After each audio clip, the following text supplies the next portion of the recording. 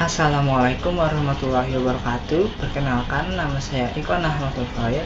Di sini saya akan menjelaskan bagaimana cara mengerjakan matrix inverse untuk mata kuliah Matematika Bisnis. Dan saya berasal dari Prodi Manajemen di Universitas Satyagama. Untuk itu, mari kita saksikan saja videonya dan terima kasih sudah menonton. Oke, kita balik lagi bersama saya. Di sini ada soal di mana soalnya 2 min 1 1 3 2 min 2 1 0 dan 2. Nah, sekarang kita langsung saja untuk menjawabnya. Di mana pertama-tama kita tulis di sini ada yang namanya alfa 11. Artinya alfa itu baris 1 dan kolom 1. Nah, lanjut deh, sama dengan min 1 tambah 1 tambah 1. 1 tambah 1 nya itu diambil dari alfa 11, dimana alfa 11 itu dihasilkan dari kolom 1 dan juga baris 1 ya teman-teman. Oke, kalau begitu kita lanjut di sini untuk menulis sisanya, dimana jika kita tutup kedua sisi itu terdapatlah 2 min 2 0 dan 2 untuk kita hitung ya teman-teman.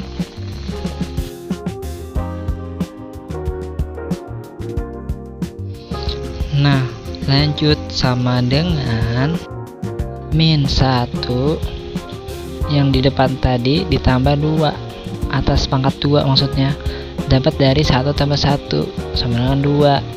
Kita taruhlah 2 tuh di atasnya untuk dijadikan pangkat. Lanjut tutup kurung, 2 dikali 2 itu didapat dari silang antara 2 dikali 2 tuh seperti itu ya teman-teman.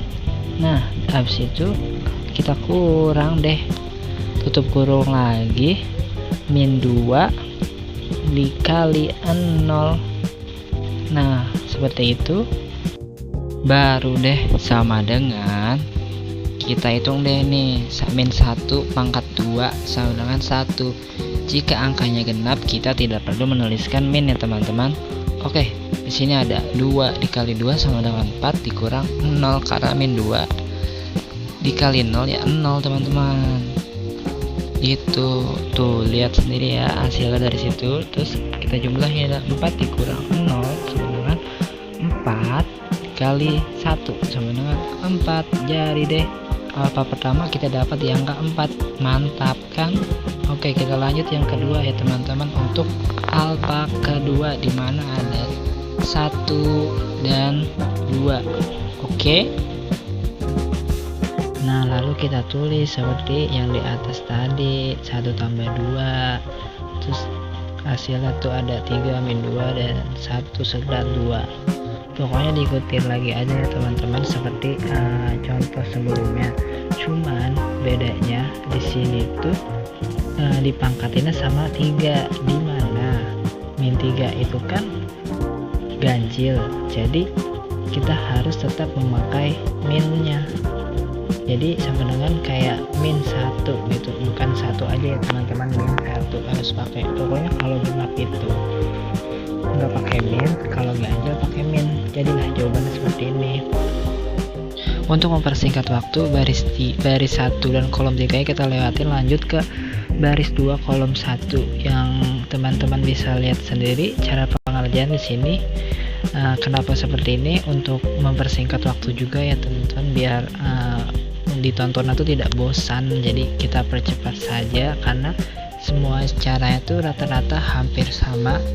Jadi buat yang nonton atau teman-teman sekalian tidak perlu khawatir karena caranya tidak jauh beda dengan yang sudah dijelaskan di atas tadi. Nah, sekarang nih kita sudah memasuki baris 3 kolom 2 seperti ini ya, bisa dilihat saja sendiri. Untuk itu habis semuanya dihitung, biasanya kita nulis hasil kofaktornya. Nah, itu dia hasil berikut didapat dari alfa yang udah kita hitung nih teman-teman gitu. Nah, sekarang kita akan mencari determinan. Pertama-tama kita tulis dulu ya matriks tadi dengan kofaktor yang sudah kita hitung tadi, hasil kofaktornya. Nah, di sini ada determinan. Pertama-tama kita tulis tuh baris ketemu baris ya teman-teman, untuk mencari determinan itu seperti 2 dikali 4 min 1 dikali min 8 1 dikali min 2 seperti itu teman-teman. Habis itu jangan lupa kita jumlahin perkaliannya dulu ya. Habis kita jumlahin perkaliannya, baru ditambah, dikurang, dan kita menemukan angka 14 untuk determinannya. Habis itu di sini kita akan mencari kofaktor transpose, di mana dalam mencari kofaktor transpose pertama-tama yang tadinya kofaktor biasa kita ubah menjadi kofaktor transpose, di mana baris kita ubah menjadi kolom kayak 4 min 8 min 2 itu kan baris, kita ubah ke transpose menjadi 4 min 8 min 2 dan seterusnya seperti contoh video ini ya teman-teman. Tinggal ubah aja baris jadi kolom seperti itu. Oke. Nah, bisa dilihat saya menjelaskannya sendiri. Nah, akhirnya kita akan mencari matriks inverse, di mana A pangkat min 1 itu sama dengan 1 bagi 14 itu rumus ya teman-teman. Cuman angka 14 itu kita dapat dari determinan ya. Oke, bisa dilihat sendiri. Pertama-tama kita masukin dulu nih kofaktor transpose yang sudah kita hasilkan tadi. Nah, seperti video ini sama dengan kita bagi tuh. Nah, ternyata 1 kali 4 dibagi 14. Kita tulis dulu semuanya seperti itu sampai memenuhi 3 baris dan 3 kolom ya. Tapi kenapa di sini ada angka 0? Kenapa? Karena berapapun hasilnya jika ada 0 itu tetap 0 teman-teman, menurut saya. Karena saya hanya menulis angka 0-nya saja di sini. Nah, sudah kita hasilkan, habis itu sebenarnya ini udah jadi, cuman kita bisa mensederhanakannya.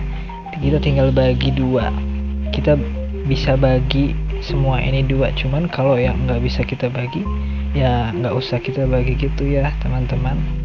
Kayak 4 dibagi 14 itu ternyata bisa dibagi 2 nih, 2/7, karena yang menghasilkan 14 itu 2 dikali 7, dan yang menghasilkan 4 itu 2 dikali 2 seperti itu, dan seterusnya sampai hasilnya itu benar-benar menjadi sederhana seperti video. Maksudnya video ini. Dan terima kasih sudah menonton. Sampai jumpa teman-teman, kita bertemu lagi di lain waktu. Terima kasih, bye.